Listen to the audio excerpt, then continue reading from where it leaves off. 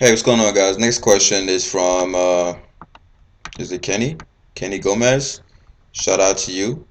What is he saying? Okay, he's looking for alternative exercises for the chest. He says this is the most lagging body part. So the first thing I'm gonna tell you is train your chest more frequently. If it's your lagging body part, trust me, I know a lot about lagging body parts because I have like the most lagging body parts on the human body. I think I have the most that anybody could have. Everything was fucking lagging on me, and I'm progressively trying to improve. And what I learned through trial and error is you can't treat your lagging body parts obviously the way you treat your other body parts. Number one, you gotta train them every day, right? I mean, not every day, but before every workout.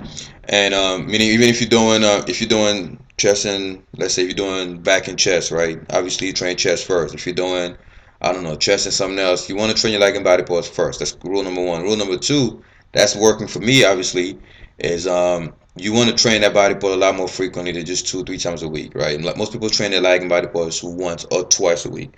I would say train it 2 to 3 times a week, and on top of that, at the beginning of every workout, try doing at least one exercise of that body part, just to put muscle, just to put some muscle in there. Because one thing I noticed about lagging body parts is the only card that genetics play is the fact that for some reason the mind muscle connection with your lagging body parts is not as good as with the dominant body parts. Like for example, when I started lifting, my dominant body parts were the ones that I was doing all the time, so they became dominant because I was doing them a lot. So my body was quick to use them. Like for example, my biceps when I started lifting, that's all I did was biceps. All I did. I would go to the gym 5 days a week and just do biceps. And after that, when I started training back, my back wouldn't even fire. Like my biceps would immediately get pumped, filled with blood. My body would immediately use the muscle that I conditioned it to use. Same thing with all my other lagging body parts. When I wanted them to become to improve, I had to not only train them first, but more efficiently. I mean, more frequently.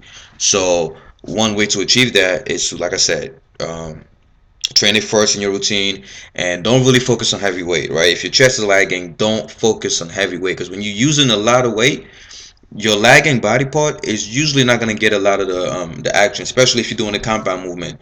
People that have dominant triceps, when they do bench press, for example, most of the tension goes to their triceps. Yes, the chest is going to get affected, but your body was always going to look for the easiest way to move the weight. So I would say lower the weight on your chest exercises and focus on just getting the blood in there, getting the mind and the muscle connection. Get your brain used to using that specific muscle. And like I said, it's only going to be done through training that muscle at least every other day. Not to failure, obviously. You just want to get some blood in there. If you're doing back and your chest is lagging, it doesn't hurt to start off with like a warm up of flies. If you're doing shoulders, it doesn't hurt to start off with a warm up of flies if your chest is lagging. It's one thing that worked a lot for me and my uncle. When he said when his legs were lagging, that's what he used to do. He used to do squats before every workout. And after a while, he had to stop training legs because they were getting too big. Same thing with his back. When his back was lagging, he was doing pull-ups before every workout. And I could go on and on about tons of people who had lagging body parts and started training them before every other body part. On top of your chest day, obviously. So try that. And as far as exercises, other than bench press and flies, first of all, if your chest is lagging, I know I'm gonna get a lot of hate for this. Stay away from the bench press. All right, the bench press has been proven. Not only is predominantly your triceps and your front delts, depending on how your body structure is, but if your chest is lagging, you want to focus on dumbbell movements. Right, get all the stabilizing muscles in your chest activated. And another reason for the bench press is most people that bench press go on a wide grip. Right, they go like this, wide grip. Because if you go close, it's your triceps. And when you go wide grip at the top, look what happens. A fully contracted chest is like this. That's a fully contracted chest, meaning your arms have to come across your body. That's what flies is so important. When you bench pressing, especially wide grip or neutral grip, your full range of motion stops right here. Your fully contracted chest is here, not here. That's why it's good to have dumbbells because this way you come down, get the maximum stretch, and on the way up, you could go all the way up and bring your arms across. So if your chest is lagging, stay away from the bench press. And not only you're gonna get injuries because, like I said, your chest is gonna be weak, and you're gonna try to use your body to get it up and things like that.